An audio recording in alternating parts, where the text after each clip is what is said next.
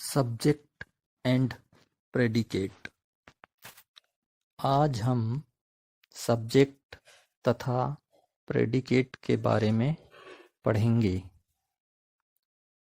When we make a sentence, we name some persons, places or things and say something about that person, places or things। जब हम एक वाक्य बनाते हैं तो हम किसी व्यक्ति, वस्तु या स्थान का नाम लेते हैं और उन व्यक्तियों, वस्तुओं और स्थानों के बारे में कुछ कहते हैं।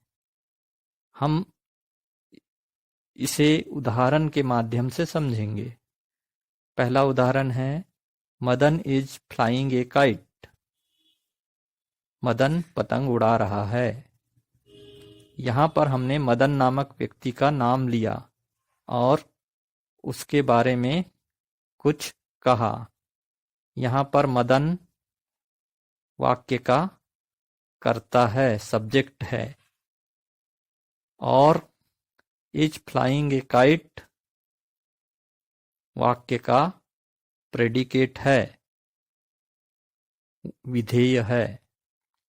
दूसरा उदाहरण the aeroplane is flying in the sky.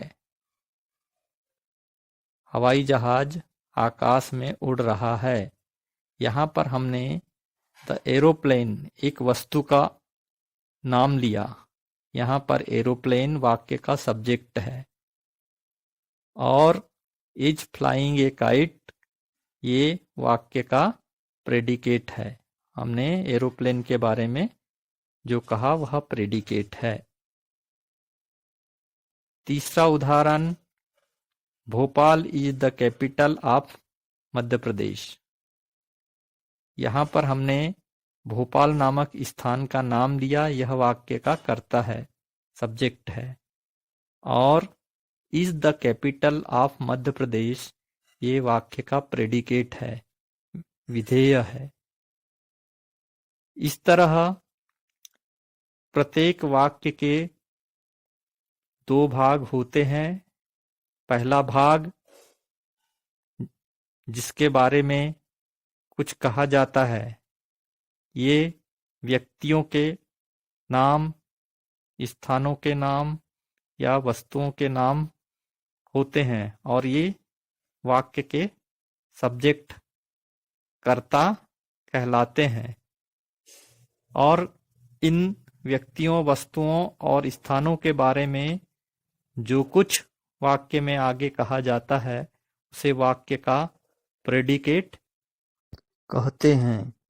ऊपर के तीनों उदाहरणों में सब्जेक्ट को अलग रंग से तथा प्रेडिकेट को अलग रंग से दर्शाया गया है। एक वाक्य का सब्जेक्ट सदैव वाक्य के आरंभ में आता है, किंतु कभी-कभी यह प्रेडिकेट के बाद वाक्य के अंत में भी आता है। जैसे उदाहरण के लिए हियर कम्स द बस। यहाँ पर वाक्य का सब्जेक्ट द बस प्रेडिकेट के बाद में वाक्य के अंत में आया है। इम्परेटिव सेंटेंस अर्थात विधि सूचक वाक्यों में सब्जेक्ट छिपा हुआ रहता है। जैसे सिट डाउन, यहाँ पर वाक्य में सब्जेक्ट यू छिपा हुआ है। उसी प्रकार दूसरा उदाहरण ओपन द डोर, यहाँ पर भी सब्जेक्ट यू छिपा हुआ है।